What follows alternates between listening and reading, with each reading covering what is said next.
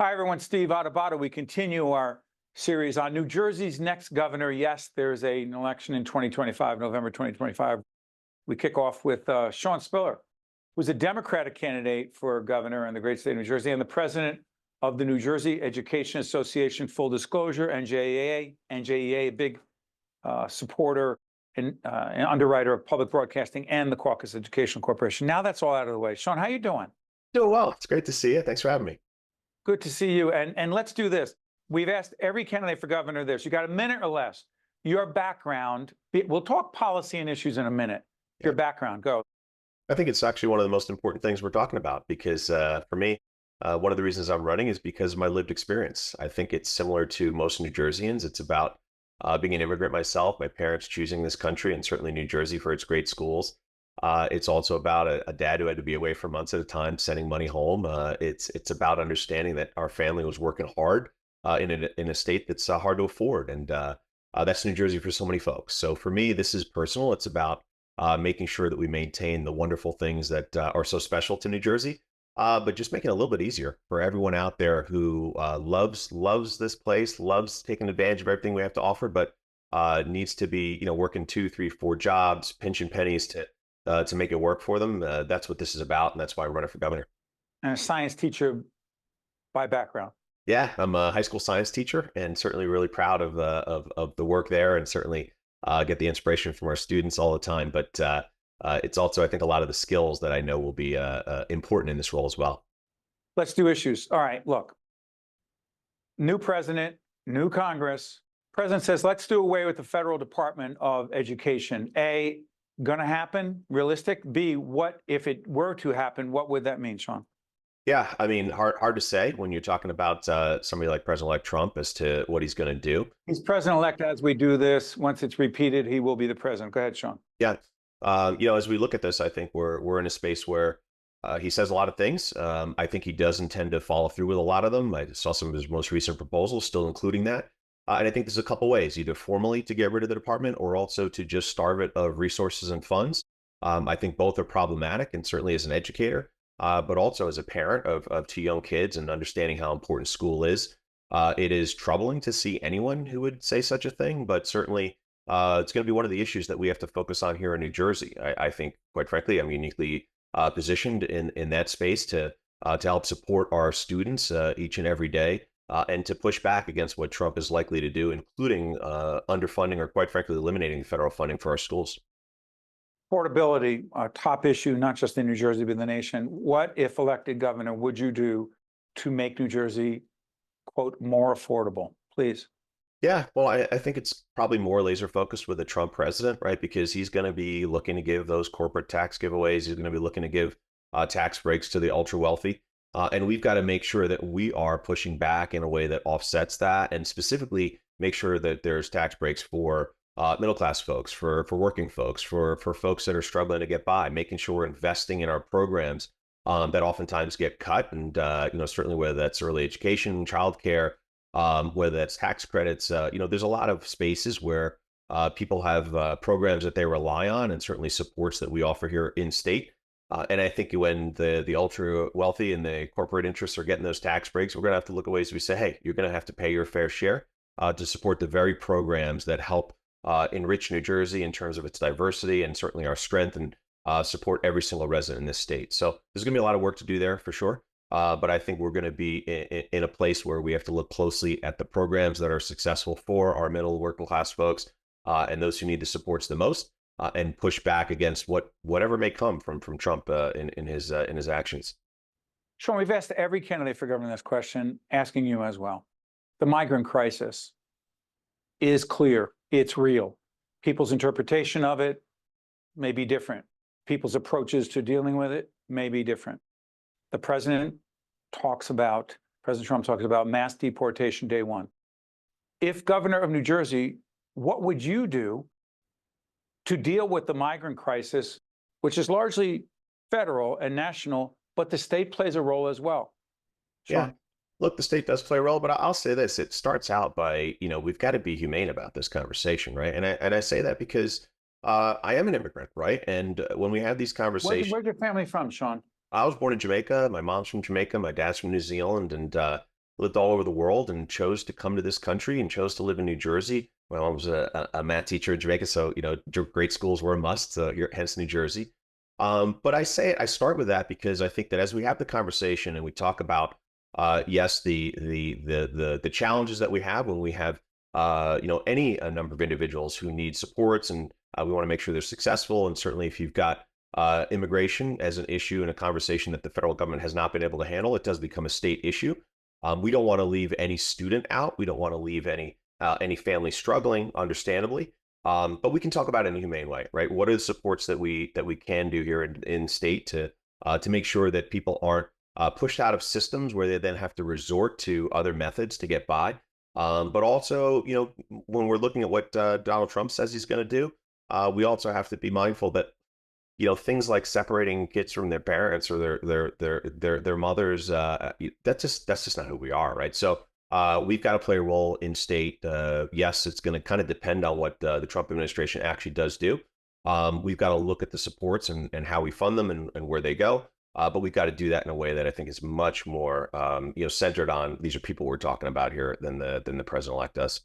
Yeah, Sean, I want to follow up on this. I don't want to do political analysis about the election, but it's important to try to understand this because it has policy implications as well. The party that you've been a part of for a long time, you're running for the Democratic nomination for governor in June of 2025. What the heck did the Democrats get so wrong? And how are they so far away from where most Americans are, which allowed for Donald Trump and a Republican Congress? Sean? Oh, well, there's a lot in that question, and there's probably a ton of pundits. Yeah, but they got a lot wrong, didn't they? That are working in. Yeah. Yeah. I mean, yes, but to identify exactly what it is certainly hard. And I think we need to reflect, How'd they lose touch? Let me try to, sorry for interrupting me, Sean. How do you think so many Americans perceive that the Democratic Party has lost touch with them? You wouldn't argue with that, would you?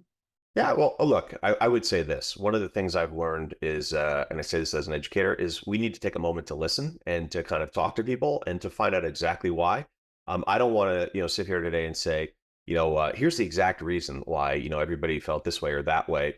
I want to have those conversations, right? I want to talk to folks here in New Jersey and say, what are the pieces that did resonate with you, right? Why is it that you feel this way or that way? I'm sure there's a lot of reasons that kind of all came together around this. But I know that we're unique here in New Jersey, just like any other state would be. And people are unique, and certainly you want to talk to them and say, what are the pieces? Because I do fundamentally think, though, that at the core, certainly as running as a Democrat, I think that the values that we're trying to bring forward in terms of supporting families, making sure that when you need that helping hand, it's there, getting out of your way when you're trying to get something done, but government seems to be, that bureaucracy, that red tape that we talk about.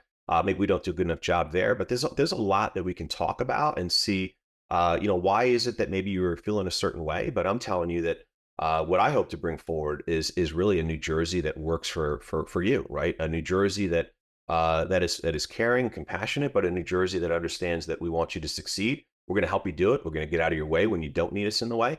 And I hope that at the core, we share the same values around a diverse state. Diversity being our strength, supportive of our neighbors, our friends, our family members. That hope is who we are, as a state and as a country, and certainly remind people of that as well. Affordability, Sean, as you well know, is tied to a large extent on our property tax. Our property tax, to a large extent, contingent upon the funding of our public schools. You understand public schools better than most. You also understand the school funding formula in the state. State sends money to local school districts. Many have argued, Democrat, Republican, doesn't matter, that the school funding formula is off, that certain districts are getting too much, others not getting enough. They don't understand why one or the other thing happens. Here's the question. If governor, what would you seek to change about the way the state funds our public schools in that school funding formula? Yeah, first and foremost, and I've been one of the ones to testify that we need to take a look at that school funding formula and make changes, which was always the intention, I will note. And I think one of the big pieces that you see is with the funding formula itself, it doesn't take into account students with special needs and the very diverse set of supports that they may need. Oftentimes you see a school or a community that is greatly impacted by the services they're trying to provide, doing the right thing, of course. But there's a wide range and a wide cost, when we're talking about that, and the funding formula does not take that into account. I think there's some other places as well when you talk about how it's calculated, the ability for communities to pay. You can have some significant fluctuations there, and there are ways to change that with some of the blending of time and years to make that less of an impact in a year-to-year situation. There's a lot that has to be looked at with the formula first and foremost. But I will note, our formula is one of the few nationwide that has had the kind of review that it has, including through the courts, to find a way, that we try to make sure that there are dollars there for students who need it. I think everybody does agree with that fundamentally. We're going to have to make changes in that formula, and I think collectively is the way we do that, right? One of the things that always irks me is when people are left out of the conversation. I think we bring everybody to the table, have those conversations. We'll make sure we get that right and make the changes that we need. Sean, give me a minute or less. We have an initiative on childcare. The first 1,000 days coalition on childcare looks at a whole range of issues: affordability, quality, accessible childcare. Give me a minute or less. A Spiller administration on childcare in New Jersey would look like what? Please. Oh my God. We've got to make sure we're supporting quality, early, affordable childcare. I say that in Montclair, when you see the cost, right? It's $20,000. Sean's the former mayor of Montclair. One of the reasons why Montclair is behind him. Go ahead. I'm sorry. Yeah, exactly. And listen, I say that though with the kid in pre-K right now, right? But it's expensive proposition when you're trying to find that quality space. And I say this as a state, hey, this is a smart investment, right? Any investment we make in early quality childcare, and certainly education is part of that, is going to pay back 10 times that, right, in the course of that individual's lifetime. So it's a smart investment for us. It's also one of the big drivers of the inability for young families, to afford to live where they want to and to be able to get by. So absolutely, we'll support it, we'll invest in it, and we'll make sure that families aren't being hit by that in a way that they can't afford. Sean Spiller is a Democratic candidate for governor in the great state of New Jersey, president of the NJA. To disclose again, the NJA, big supporter, significant underwriter of public broadcasting and our programming at the Caucus Educational Corporation, part of our series, New Jersey's Next Governor. Sean, thank you so much for joining us. We appreciate it. Listen, thanks so much for having me. It's really great to see you. You got it. Stay with us. We'll be right back. State of Affairs with Steve Adubato is a production of the Caucus Educational Corporation, celebrating 30 years in public broadcasting.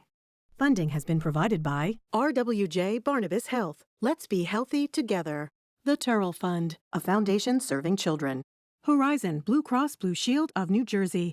Operating Engineers, Local 825. Kane University. Eastern Atlantic States Regional Council of Carpenters. New Brunswick Development Corporation. IBEW Local 102. And by Johnson & Johnson. Promotional support provided by NJ.com. And by ROINJ. Here at Kane University, everyone gets their chance to climb higher. Michael came to Kane and found his passion for healthcare, and now he's a doctor. After Trisha graduated, her graphic design work was featured in the New York Times. Samantha is studying athletic training and finding her path through an internship with the New York Giants. Real students, real stories, real success. Cougars climb higher. Kane University.